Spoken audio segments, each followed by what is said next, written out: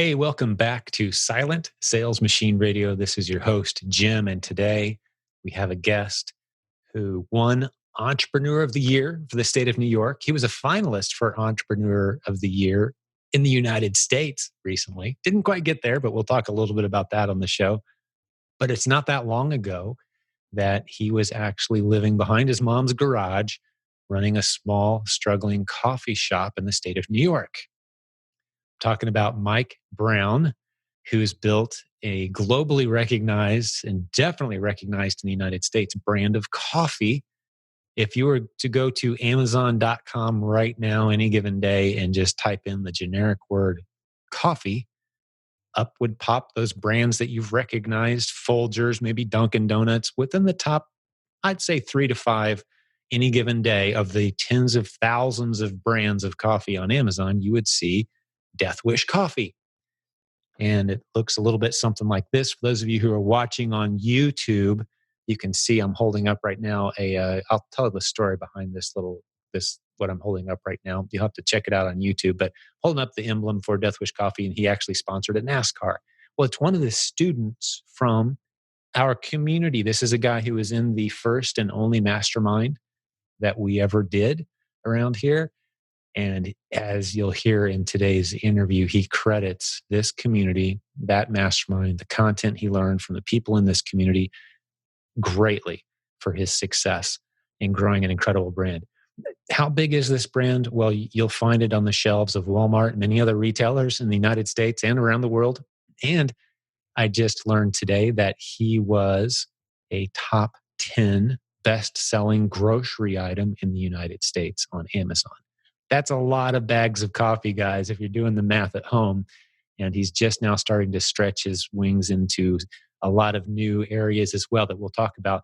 But today, I think what's going to strike you as you meet Mike Brown is he's an everyday guy with everyday challenges and everyday struggles. And he's not one of these, lofty, using big words, trying to lose you with these lofty strategies. And no, he's just a normal guy who built a business and took the next step each time it was in front of him. He experimented, he tried new things till it worked, and he's built an incredible brand. You're going to love hanging out with Mike today. A couple points of interest. The mastermind that we're talking about forming, you can get more details about that at provenmastermind.com. That's something that Mike's going to be involved in. Mike Brown of Death Wish Coffee that you're about to meet, as well as Brett, my partner, as well as my son, Trey, who's built an incredible business. So just between those guys alone, we're talking about incredible success from a diversified background, different business models, all using the internet creatively to do some incredible things. You're going to want to be a part of that group. It's going to be limited in size. We'll have more details for you very soon. Go to provenmastermind.com to get details on that. And Mike's going to be at the Proven Conference with us. He shares with us his thoughts on that conference and how that's played a role in his success. Theprovenconference.com for details. Come meet Mike, meet his team. I don't know, maybe he'll bring some samples of coffee, but to meet the Entrepreneur of the Year, a guy who's built an incredible business that's appearing in retail store shelves around the world, it's quite an honor for me to be a part of that story and for him to still credit this community, this podcast, our content, and great people like you, because many of you have been there for Mike's journey and you remember when he was the new guy just kind of coming in with an idea, and we've helped support and build that. The last thing I'll tell you before I bring Mike on the show today is if you go back to episode number 9 of this podcast at silentjim.com/podcast, episode number 9, because remember, not all of our episodes are on YouTube if you're watching on YouTube today. If you're listening, or if you're not listening yet, you need to go back to episode number 9 on our website, silentjim.com, and listen to the first time I interviewed Mike. That was back in 2016. He had just won a contest that our community helped him win to win a Super Bowl ad. You heard that right. Those details are at Pick Mike Brown as well, where we kind of tell that story of his Super Bowl ad that blasted his business to another level. He was already succeeding somewhat because the contest was finding a successful small business that would be given a free ad to the largest TV viewing audience in world history. And that certainly helped this business. If you've never heard episode number 9 of this podcast, go back and check that out. You'll love it as a setup to today's interview, where we see what's happened since. And those of you who are new to online selling, or maybe you're considering growing a business, let me talk to you for just a minute before I bring Mike on. This is for you too. Don't let the commas and zeros that we're going to talk about today scare you away, because one of the things I love about Mike is his ability to talk right to just about anyone. I don't think he even recognizes that in himself, but he's very approachable, very humble, and the ideas and the stuff he shares, you're going to relate so well to what he's doing. And if you do those things, it's going to help you, even if your goal is to get an extra $100 a week right now, or if you're trying to add some commas and zeros to your business, you're going to love today's episode. So with that introduction, let me get Mike on the line right now.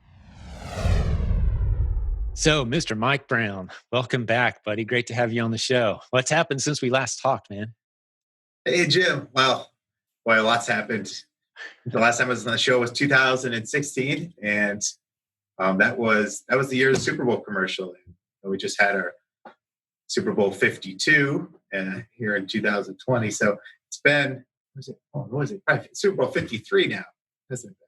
Wow. Which one? It was the San Francisco one and the Kansas City one, whichever one that was. Yeah, whatever one that was. Anyways, yeah, it's quite some time later, and we've had a lot of growth here at Deathwish Coffee. When I talked to you before, there was 11 of us. There's 40 of us now.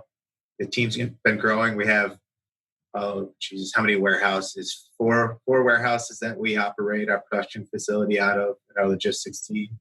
Right now, I'm in a temporary office space about 10 minutes up the road, and we're moving to a permanent office. We're moving back up to Saratoga Springs, New York. We're going to be right on Broadway there. We're moving into a beautiful space. It's like 10,000 square feet of office space. Way too much for my team. That's where it all started, right? Wasn't it? Saratoga Springs? Yeah, Saratoga Springs, right on Broadway. It's going to be on the same road where Deathwish Coffee was, I guess, ideated and born. That was in the basement of my coffee shop, Saratoga Coffee Traders. So, it's been a crazy journey, and it's funny when I stop and I listen back on, or I think back on like the journey that I've gone through. It's amazing, but I feel like throughout the day to day, I'm just working. I just work, and it's not like a job. It's not like a job where I get up and I'm like, oh crap, I got to go work today. It's now I wake up and I'm happy, and now I'm like, I can't wait to get started. And I surrounded myself with some pretty great people, and I love like coming to work and seeing them every day.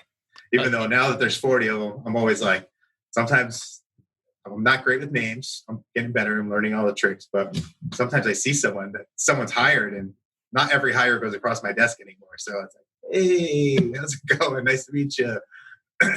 That's crazy. Yeah, we had I had a kind of a moment like that. Once you're not the one who's touching everyone that your team hires, I have a lot of those moments now. I was at the warehouse right before Christmas, just here a few months ago, and we were scrambling. It's like all hands on deck. We took orders and we could ship, which is never a good idea. And we were just scrambling. And so there I was working basically our makeshift assembly line in the new warehouse, talking to the lady next to me. I had no idea who she was. She had no idea who I was. She's like, so how'd you find this gig? Oh, that's too funny. Long story. But yeah, it's pretty crazy when the business kind of outgrows. And that's something I know you and I were talking about before we hit the record button. Your business can kind of outgrow you, and that can happen at any stage. Yeah. You are the bottleneck in so many aspects. As the leader, by default, if there's any bottlenecks, it's you. It's either a problem you didn't fix, you didn't hire the right person yet, or you got something wrong in your daily routine or in your leadership style. You've got a challenge. So is that kind of the battle now as your business has grown? Would you say that's a fair assessment? Yeah. I mean, I spent a lot of time shoring up my, basically hiring people to shore up my weaknesses. And just recently I hired a COO just late last year. And we just had a HR director start a couple weeks ago. So I'm not the strongest on the people side. It's something, I mean, I love people, don't get me wrong. It's just coaching them and getting the best out of them. It's never been my strong suit. I can sit behind a computer all day and I feel like I can do magic. And at the end of the day, with spreadsheets and not selling online, and I'll walk away and I'm like, wow, that was some great work. But on the people side, it's a struggle for me. And I was telling you, beforehand, I had this leadership conference and my team assessed me like, hey, what are your weaknesses? What are your strengths? And my weaknesses were on the people side. And some of the feedback I received was, Mike, I've never seen a CEO work as hard as you do, but we really could use some more, one-on-one and some FaceTime with you. And I'm like, well, that takes most of my energy, the face-to-face time, the energy time. So I brought in the COO. His name's Mike too. He's basically the opposite of me. He's on the floor, loves people, loves talking to them. Smart guy, really sure. Brought him in, and everyone's like, "Wow, it's like the best thing he ever did for the business." He's, and I meet with him every day, and we talk and make sure we're on the same page. But yeah, it's just hiring those people that can just make everything else better. Well, there's a good lesson. And, I'm sure you've studied some personality profile stuff, as part of that leadership journey and identifying introvert, extrovert. And I think we've both known for a long time, we're introverts, as are most people who are succeeding in the e-commerce space. That's kind of what attracted us in. Oh, yeah. I don't know if anyone's written a book yet on this or not, but as an introvert e-commerce business starts to grow, you don't have to become an extrovert to win, but you do have to overcome some of those default settings that can hold you back as a leader. I can't count the number of times, Mike, when I'm on coaching calls or consulting with, successful, like you at different levels, take away a few commas and zeros. Our games are all at different places, but it's you got to get on the phone more than you're comfortable. You got to go to those meetings when you'd rather just do a text. You got to get on that airplane more than once a year, man. And it sounds like you've had to kind of force yourself into that. Do you feel like you're better at managing that stuff than you used to be? I know you hired a COO, but still there's some of it that falls on you. Yeah, I'm much better. I used to call it faking it. I guess I don't fake it anymore, but I do do a lot of self-talk before things, even before this interview. I've been sitting in my office all day. I'm in up to my neck in these spreadsheets. I'm just trying to figure some stuff out. And then before this, I'll close my eyes and I think I don't know, I'm going through these exercises. I went for a quick walk. I do a breathing exercise where I just breathe in as I take steps. It just kind of gets the brain going a little in a different way. What else weird? What other weird stuff do I do? I don't know. Now, there for a while, you were exercising too, just to get yourself in a good mental place. Is that something? Yeah, I have to do that. Yeah, I do push-ups here on the floor or sit-ups. I'm meditating now, which I thought that was really hokey and weird, but right. I do that probably more than most. And it's just to try to control my emotions. So when I know I have to put myself into a situation that's not normal, I can go in there and fake it from, for lack of a better word. There's actually and I had no idea where we were going to go today with this update, man, but you're reminding me of a lesson that I've picked up on, from some of my leadership and business gurus. And this applies, there's a lot of people listening to this, Mike, that are thinking, I'm just trying to earn an extra couple $1,000s a month to meet the bills. Oh, I guess something to say about that too, but don't forget it, because I want to hear what you have to say. But that's a leadership journey too, because at some point there's more stuff going on than what you can reasonably manage. That's what growth is. If your business isn't growing, it's dying. So as you grow, you're going to need to add some more people on. But one of the lessons you've got to learn along the way is how you feel today doesn't matter to a whole lot of people. If you're motivated or not today, if you feel like doing the stuff that needs to be done today or not, no one really, maybe your mom might maybe a little bit, but even she might say, grow up, you're an adult now, right? No one cares how you feel. So you've got to get good at managing how you feel, shelving that a little bit and doing what has to be done anyway. I mean, that's part of the journey, right? I mean, especially if you're running your own team, nobody's going to come in and say, great job today, Mike. Yeah, that's your job. So you got to come, you have to come with that energy. You have to come with, hey, since it doesn't come natural to me, I have a checklist, It's actually right over here on my wall. It's like what I should be doing, like when I'm not behind this computer. So congratulations on challenging yourself, because I know as an introvert, man, I think we make great leaders, but I think we have to be very intentional and disciplined about not letting some of those, we can very quickly turn into Spock or Sheldon from, Oh Big yeah. Bang, like we can drift into that mode pretty easy and we don't realize we're doing it. Right. And you can't build an effective team that way. Uh, so yeah, and fortunately for me, I've got a wife who reminds me frequently when I'm dropping the ball there. But surrounding yourself with great people who kind of fill in some of those weaknesses is wise too. You were going to say something with us about the small business guys, though, the 1,000, 2,000 a month make a big difference. Did you have something you were going to say there? I was gonna say, well, I was going to say read your books, because I mean that's how I got my start early on. I was reading your books, and I was reading other books as well, but the other books, as I was doing their tactics, they weren't working for some reason. I don't know if it was the way you put it. I don't know, it just resonated with me. And when I tried this stuff, it worked, and it worked so good. I was able to, because they're principles. They're almost timeless principles. It's not like were weird hacks. You know what I mean? Like Yeah. that were just timely. I think the stuff that you write about is, it's evergreen. It lasts forever. I appreciate that observation, because that's one of the things I've tried to do. I'm actually in the process right now. Hold on, I'm going to lean over to the side here. Sure. I'm in the process of, I was going to write version 11. Here's the book, Silent Sales Machine. Ah, awesome. Version 10 is the version right now. And I started going through it thinking, okay, it's time for version 11. But what I've gotten better at over the years is, like you just said, identifying principles versus hacks. I love that distinction.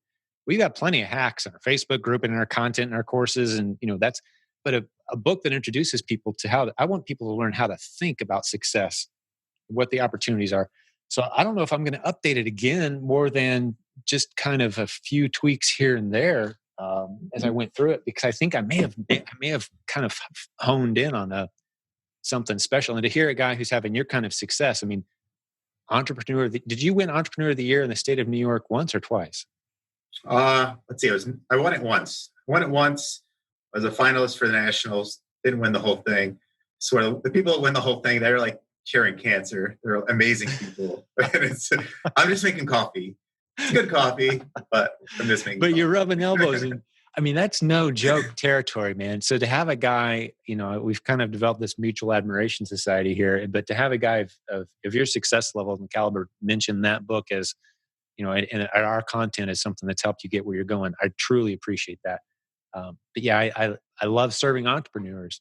I grew up just wondering business owners, how they operated. I'd drive past a business that was going out of business, and I would immediately think, man, who's behind that? What's the story? I wonder if their family's okay. What was their big dream that didn't happen? And so that's what fuels me. So to have you mention that, it means a lot. Yeah, that's cool. Hey, let me show you something. A little show and tell.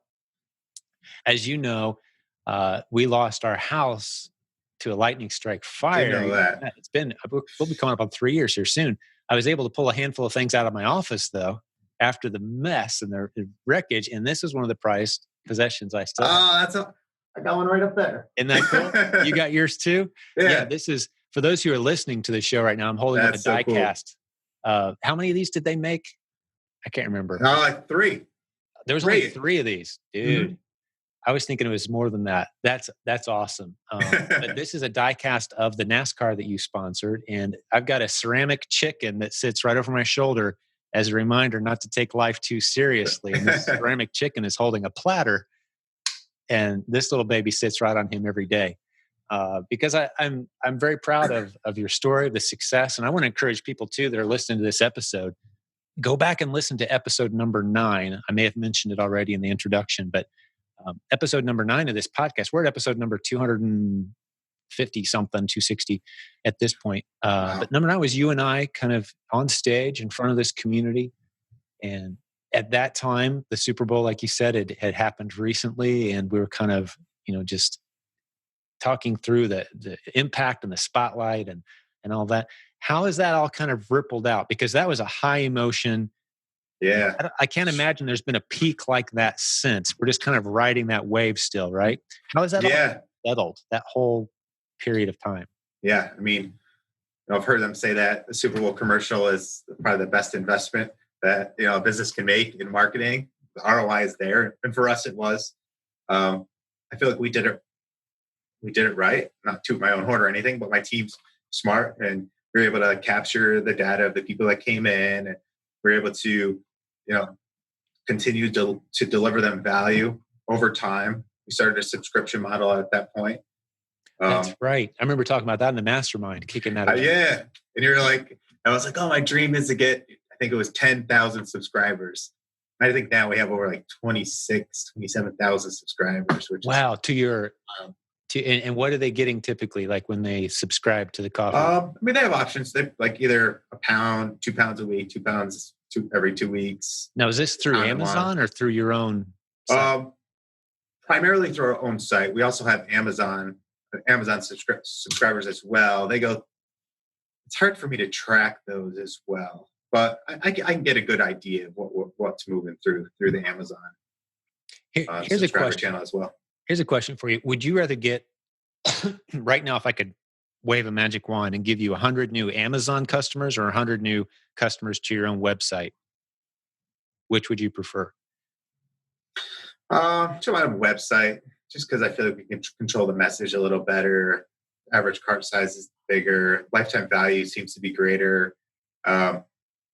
Amazon does have its benefits, though. It's easy. It's cheap. It's very, very cheap inexpensive shipping through Amazon. I honestly think per transaction we'll earn a better profit through Amazon, just because shipping and fulfillment costs are very high, especially on a pound of coffee. Right. I guess I didn't have great foresight when I picked the pound bag, because it's like every time we ship it, it's like shipping 2 pounds. Oh, dude, right? Okay, so what's the cutoff? What would be the magic number? This is magic number, for everyone shipping goods that weigh a certain amount. It's probably be 12 ounces. 12 ounce bag plus packaging on top of that. You could get in under 16 ounces and ship it first class, probably. Wow. So how many millions of dollars would that have saved if you had 12 ounces and 16? I don't care. I shouldn't say I don't care. Believe me, I care about $1 million. That's not what I'm saying. It's not about it's not always all about the money. One thing we actually did this year is we started free shipping for all of our products on our website. And it's been an expensive journey, but the customers love it. And the conversion rate's gone up. Not enough to make it like worth it on my end. You know what I mean? We're taking a little bit of hit there, but I don't know. I felt like the right thing to do. That's interesting. So typically when I hear someone talk about free shipping, it pays for itself every single time. You're the first guy who I've heard say, we did free shipping. And correct me if I'm wrong here, but you're saying your audience won't let you raise the price enough to justify it. Well, we didn't raise any of our prices. We probably could have or should have. We just kept everything the same. Have you experimented with that? Do you know what your audience will put up with? No, I don't toy with them that often. Yeah. I really have a very good relationship with them too. Like they'll text me. They'll still text me all the time. Every time we piss them off, I get my phone lights up and I'm responding like, sorry. So you know a lot of your top customers. Oh yeah. Yeah. I try to, I'm not like walking on eggshells, but it's close. You know what I mean? I'm like, let's try not to upset everyone.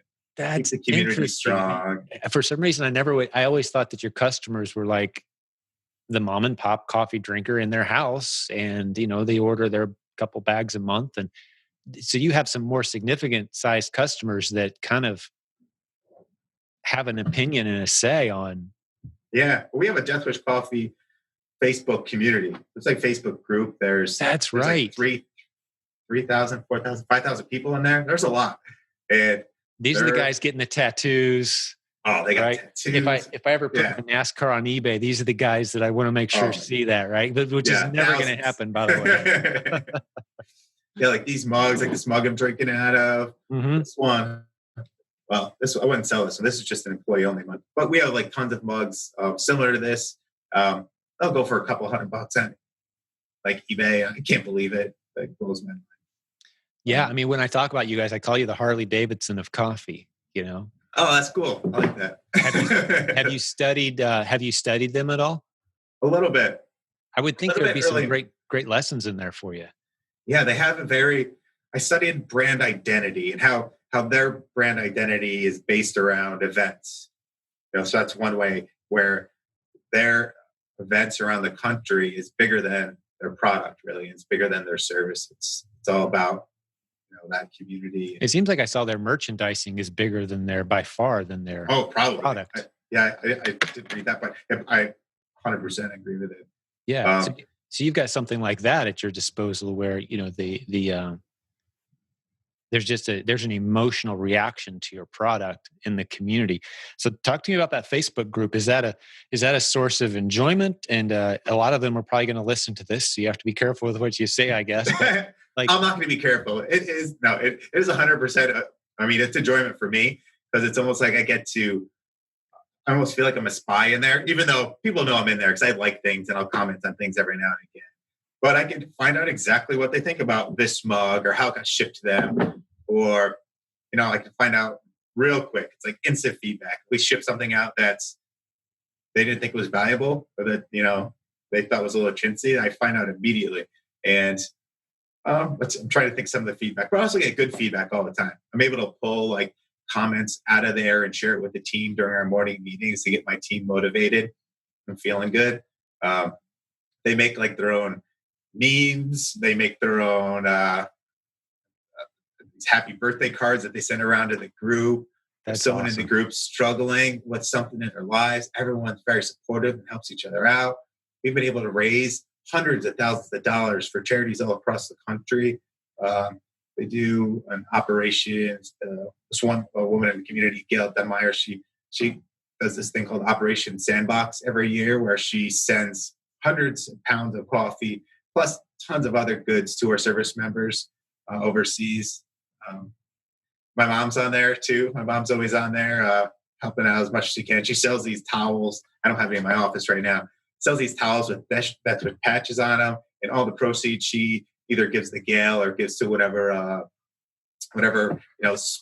special charity that we're raising money for at the time. We've worked with Special Olympics, St. Jude's, Canine for Warriors, which is a pretty cool organization that connects our service members with animals to help them kind of get through any tough times they're having. Service animals, man, that's incredible. I didn't realize you had, because I do remember talking to you when this would have been years ago now, as you're starting to have success, and we were talking about how am I going to navigate. Reporters are starting to ask me questions about how we support the community with our success, and I need to figure this out.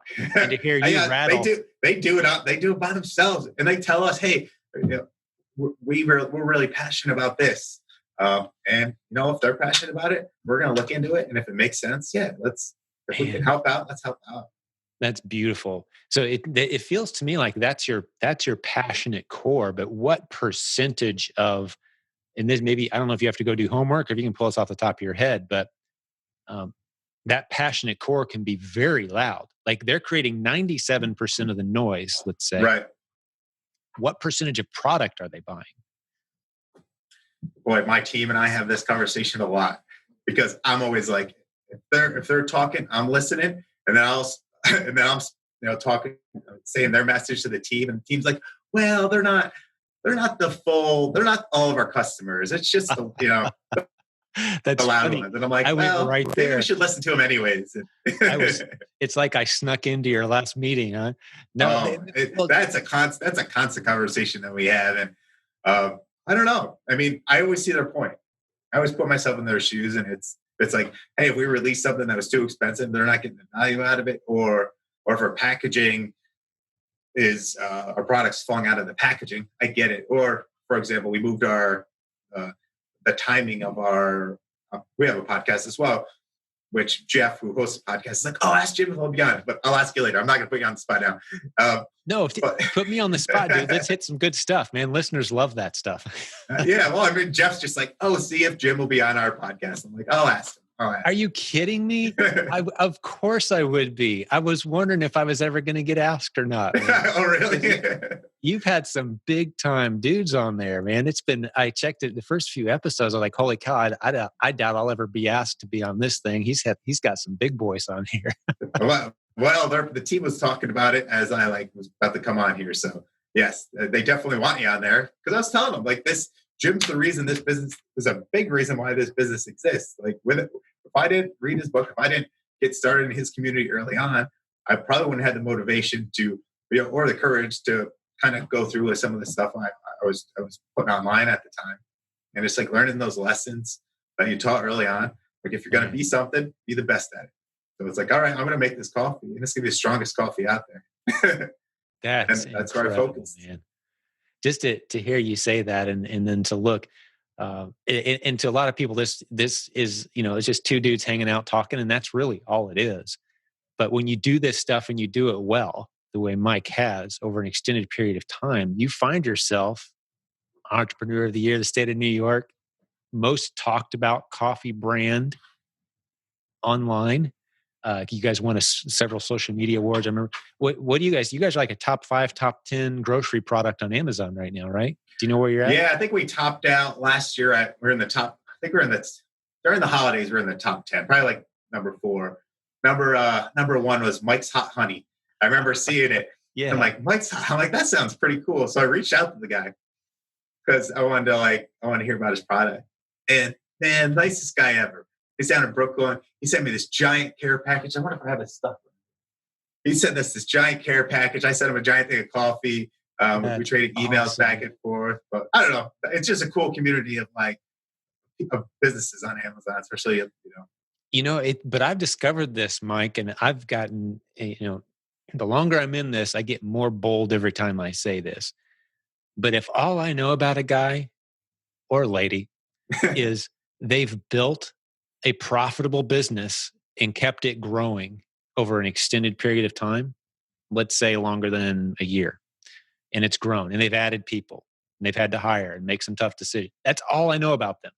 I don't need to know anything else about them. And I know if they're a stock I'm buying, it's the highest quality of people, because you have to have a leader's heart, a servant's heart. You have to care what your customers think. You have to be able to turn $1 into $5 with creativity and blood, sweat, and tears.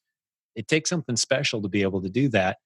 And the people who can do that and can navigate it, safe bet every time. So it wouldn't surprise me a bit that the people who are winning online, they're good people. If they're serving people well with a product that their customers are excited about, man, every single time you're dealing with a high quality individual that I could spend time with and learn from and hang with.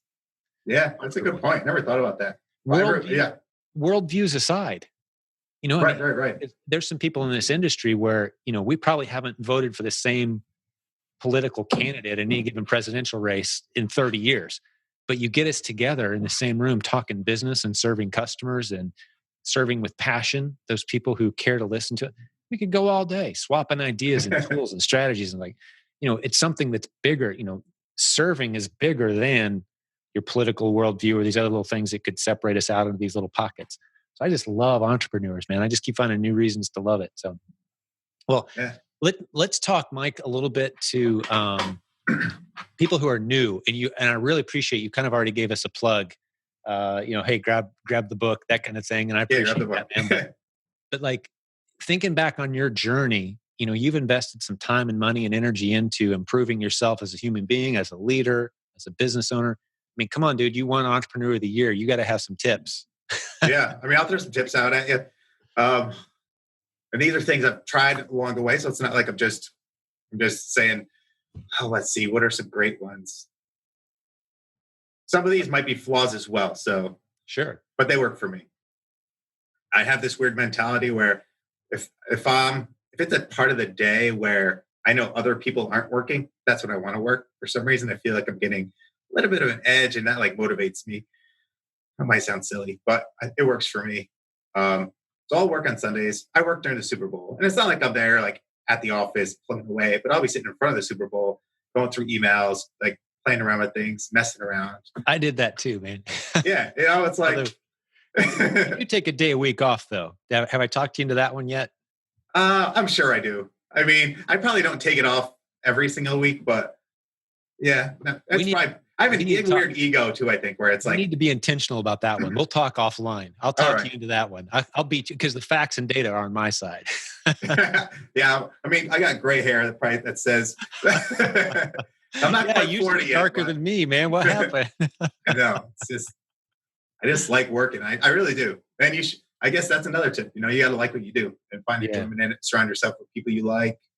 So you work hard, do that. What are some other great tips? I have some weird ones. I'll tell you it anyways.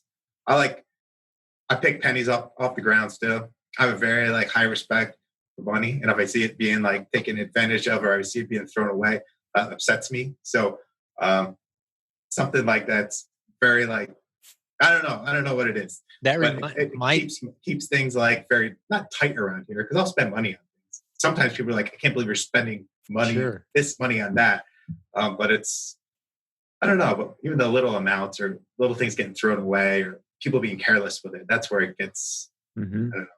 I remember my dad, that just reminded me, I hadn't thought about this in a long time, but as a kid, Dad picked up a penny and told me never walk past money. That's just, money's a tool. It needs to be used. Yeah. And this might sound really out there than it is, but I swear to God, there's bigger powers working in this universe where if you pass over something so many times, it's just going to stop being thrown your way. And I probably read that somewhere. But I don't know. It's worked for me. If people, guys on my team, they'll roll pennies across the floor because they know this about me now and they think it's funny. But for me, I was just I don't know. It's been working for me so far. Messing with Mike. That's great. Super glue a penny to the floor. They've done that. They've done that. Maybe we should have them on here with you next time. That's awesome. Yeah, it's evil. It's such great stuff, and seriously looking forward to a couple things that you're going to be a part of here in the near future, man. We kicked around offline and kind of ready to nail it down a little bit. You're coming to the Proven Conference, theprovenconference.com. I'm really excited about that. Haven't been down in a while. I miss those. You have a great community. I used to be a part of it, just about everyone. I can't wait to get back into that again. Yeah, well, you're still a part. Once you're part of it, you're always a part. Even if life gets busy and you're off flying in jets, winning prizes and all this, man, you're still just Mike to us around here. All right, awesome. And the mastermind group that we've been kicking around with our community, you said you're going to be a part of that with us, man. So the people that want to kind of hang out and do kind of what we're doing right now, except you with a handful of other business owners, and you kick around with Brett, my son Trey, and you said you're going to be a part of that with us. So yeah, really excited about that. I won't give you those way out there crazy tips that are hard to apply, but I probably will come with some very actionable tips that you can use today or tomorrow to help your business. I think that's what I used to always be looking for.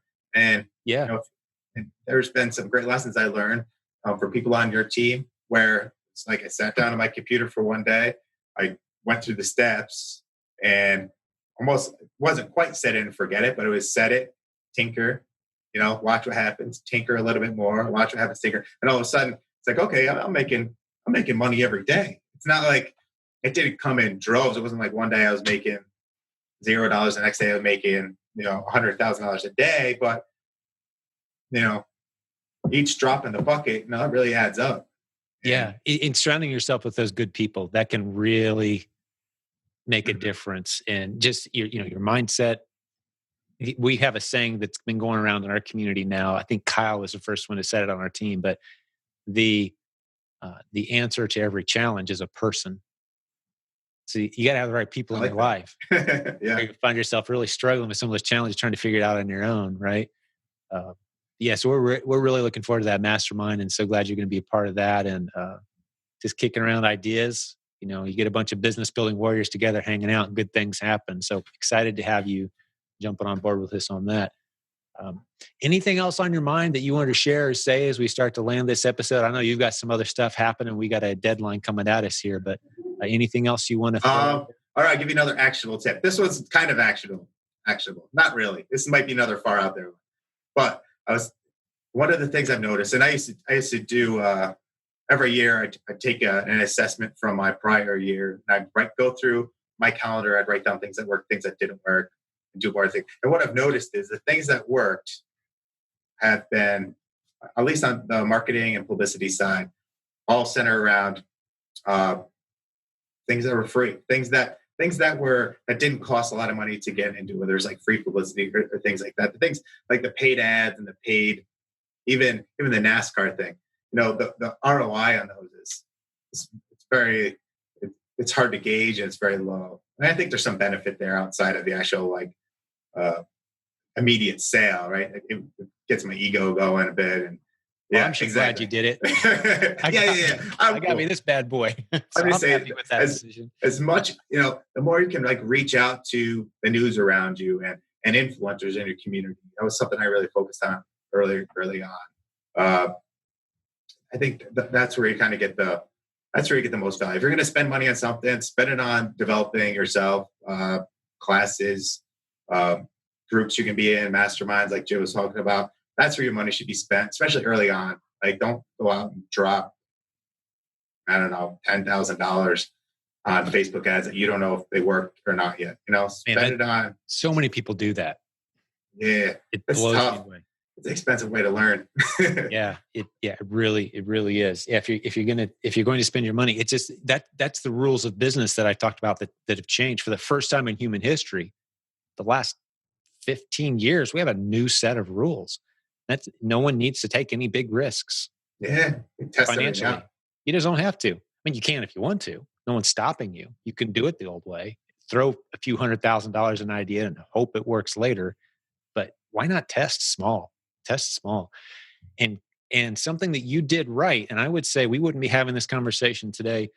You wouldn't have built the business you've built if you weren't capturing. And we actually did a podcast episode. The guy who wrote, I think it's, if not the best-selling, one of the top 2 or 3 best-selling self-published books of all time. He was involved in that project, Brad Cummings, and has nothing really to show for it now because they didn't capture the community. They didn't build that relationship. He doesn't have that core 3,000 to 5,000 people that he can bounce ideas off of, right? Yeah. He has a book that sold once, and that was kind of it. But you've tapped into that whole community, and you stay involved with that community. The community is the asset. That's one of the things that you said you'd learned on that first podcast episode we did together, back episode. Oh yeah, absolutely. The asset is the community, not the coffee, because someone may come along. It's possible and make something that's just as strong or tastes slightly better. Yeah, they do every day, Jim. Exactly. Right. So they let me know about it, and it's like, all right, exactly. But they're talking to you, not to them. There's hey, here's how you can fit. Here's what we need from you. Here's what we're expecting. And they're getting tattoos, and they're buying your coats and your jackets and your mugs, and right. Oh yeah. That's your asset, is that relationship you built. So great job on that. And I think that's a big lesson for everyone listening is if you start to build a brand, stay close, stay in contact with the people that you're serving. That core community can be a very powerful asset. But I'm super proud of you, dude. It's great hanging out with you. Even if it was just the two of us, I would have. Yeah, it was awesome. Completely love this episode. But the fact that thousands of other people are going to eventually listen to this, man, that's super cool to me. And I love to be on your podcast. I can't wait. Let's make it happen, dude. I will. I'm going to have Jeff reach out as soon as this week. Maybe not. I'm excited. I haven't been nervous on a podcast in a while, but man, I might get a little nervous for that one. You guys got to send me like a cool shirt to wear or something. All right. Oh yeah, definitely. I'll send you all the gear. Shirt, hat, shades. Sounds good, man. Hey, make me look good. That's a trick. Hey, let me talk to the listeners as we wrap this one up, man. Mike, it's been awesome having you here, buddy. But Business Building Warriors, man, you guys got a treat today, I think. And I know I sure did, hanging out with our friend Mike. And just as a reminder, in the show notes, silentjim.com/podcast, you'll see links to everything we talked about today. We'll put a link to Mike's stuff so you can go grab it. There's actually a page we didn't mention, Pick Mike Brown. That's the page we use to get our community kind of pushing Mike for that big Super Bowl win, and tells the whole story. Yeah, hey, it was our pleasure. We reference that story all the time. We've learned a lot of great lessons from that experience around here, buddy. But yeah, jump over there and just get the links. We're talking about the mastermind group, Proven Conference. See Mike there, your team. How many are you bringing from your team, buddy? I believe there's, outside of myself, 3. All right, man, that's a great presentation what you guys got going on for sure. So that's beautiful. So come meet the whole team down there in Florida, July 2020 in Florida. Details at the Proven Conference. I think we're going to land the plane right there, man. It's been great hanging out with you, Mike. The Business Building Warriors. God bless you guys. Keep plugging away. We're in your corner, and we love doing this show for you. Thanks to our guest, Mike Brown of Death Wish Coffee. Thank you.